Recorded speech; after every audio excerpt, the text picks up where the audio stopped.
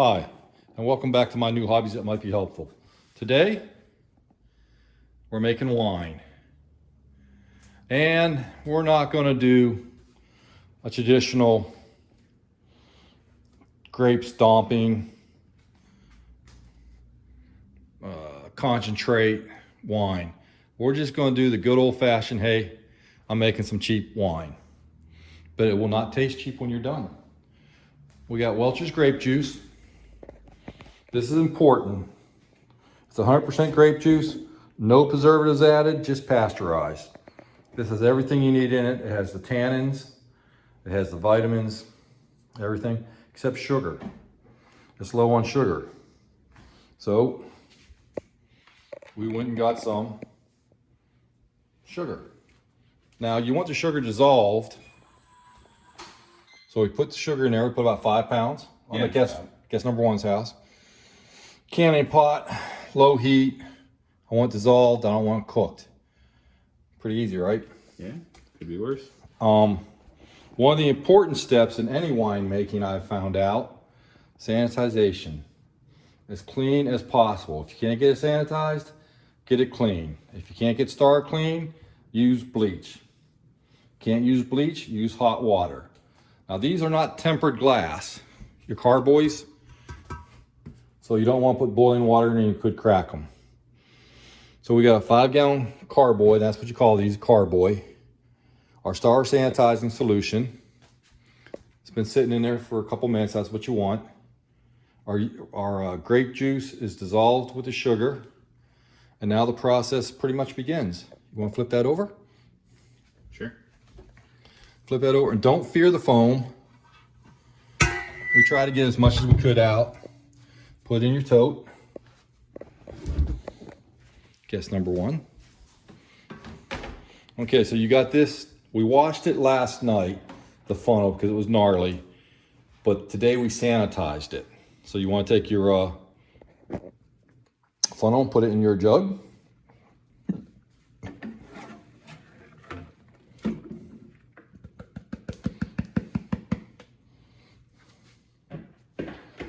You want to touch it as little as possible. All right, so start opening up your juice and pouring it in. Now, what's nice, what I like about using Welch's grape juice over the concentrate, I think it's easier to work with. Yeah, I'm just pouring it right just into the pour bubbles. it right into the bubbles. And that's not a problem at all? Not a problem. That's why we got the tote there. And congratulations on your, try and get right down the middle, on your purchase of a beautiful condo. Thank you. Which this condo is not sponsoring this episode. But if Welch's would like to sponsor us, that'd be fantastic because we can make jelly. And I believe we can make jelly out of this grape juice. It would not be cost efficient, but it'd be fun. And you know what? You're gonna blow your money on something, so. Just keep going? Yeah, pour it all, pour about half it and then we'll work on the big old thing over there. You want this to be aerated, and that's why I got the big spoon. Normally I have something like, yes, normally you want this aerated. You want this aerated, and normally I got something I could put on the end of a cordless drill. But you know, let's not make it too easy for guest number one. Are you curious on how long this is going to take? The wine? Yeah. I think I'll be done pouring in a couple of minutes here. I mean, how long is it going to take to make? Oh, when after the yeast is going. Yeah. Yeah, how long would that be? Well,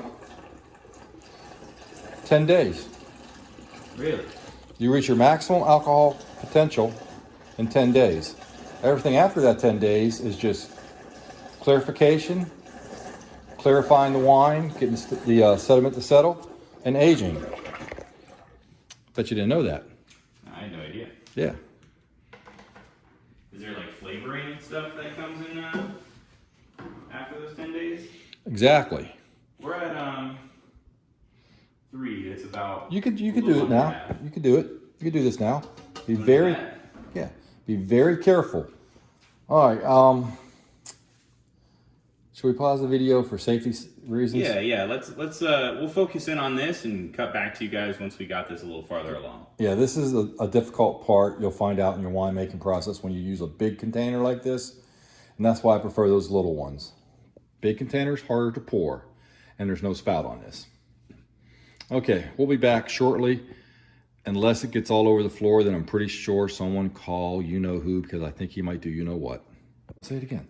Well, I mean, if we calculate how much sugar is in this, it's 35 grams by 12 servings per these. Okay, so what he said off... Like thousands of calories, thousands of grams of sugars. Okay, so what he said off camera was, I hope this doesn't get ruined by adding the extra sugar. Well, I've done this before, so I know.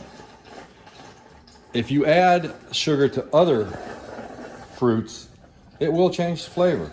But this is going to be, you know, red wine. And red wine can be sweet, anywhere on the scale of sweet to not sweet. So it all depends on your personal preference, on if you want a sweet red wine or you want a more dry red wine. Yeah. A dry guy. Are you really a dry guy? You're going to be disappointed. I think it'll be fine. This is going to be... We're getting our foam coming up now. Yes, that's why we have it in a container. No, it's coming into the funnel. Yeah. So just keep going? Keep going. Just keep going. You want to fill this up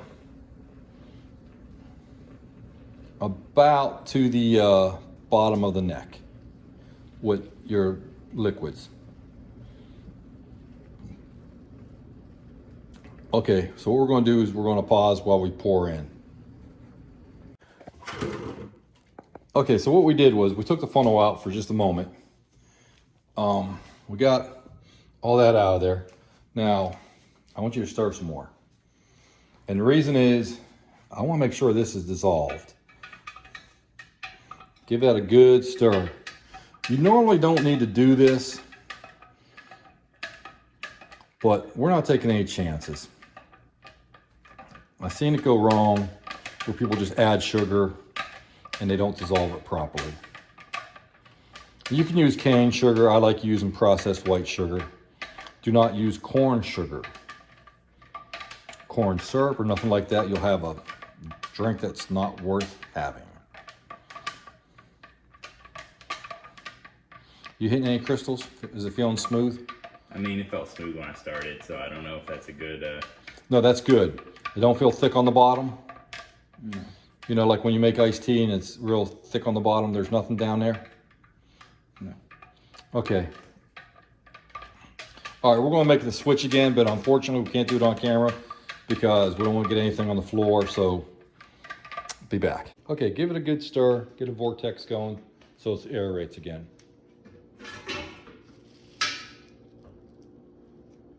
You want your wine, this is the only time you want to aerate your wine.